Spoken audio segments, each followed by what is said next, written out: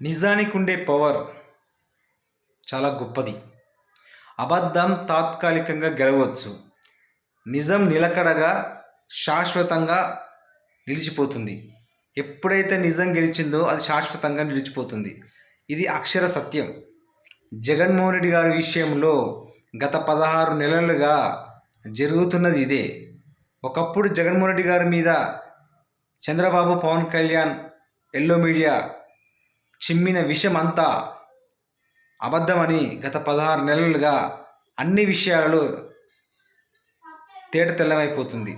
Medical college విషయంలో కానీ, పోర్ట్ల విషయంలో కానీ, ఫిషింగ్ హార్బర్ల విషయంలో కానీ, ఉద్దాన కిడ్నీ హాస్పిటల్ విషయంలో కానీ, రాజధాని విషయంలో కానీ, సంక్షేమ విషయంలో కానీ, అలా అన్ని విభాగాలలో జగన్మోహన్ రెడ్డి గారిదే నిజమని ఇప్పుడు ప్రజెంట్ ఆంధ్రప్రదేశ్ ప్రజలందరికీ తెలిసిపోయింది. సో నిజం అంటే ఇలా ఉంటుంది. అంతిమంగా గెలిచేది నిజమే. సో ఎప్పుడైనా కూడా నిజాన్ని ఫాలో అయ్యే వ్యక్తులకి ఉండే ధైర్యం వేరే. అందుకే జగన్మోహన్ రెడ్డి గారికి అంత ధైర్యం. సో అతని ఫాలోవర్స్ కూడా అదే ధైర్యం.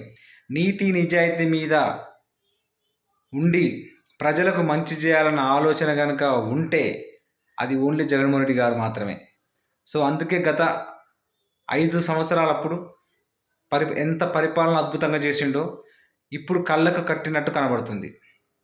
సో నిజం అనేది ఎప్పటికైనా గెలుస్తుంది. సో అంతిమంగా గెలిచేది జగన్ గారే. సో చంద్రబాబు, పవన్ కళ్యాణ్ యొక్క అబద్ధాలు తాత్కాలికంగా గెలవచ్చు, కానీ అంతిమంగా వాళ్ళు అధపాతాళానికి పోయి వాళ్ళు రాజకీయ సన్యాసం తీసుకోవడం తథ్యం.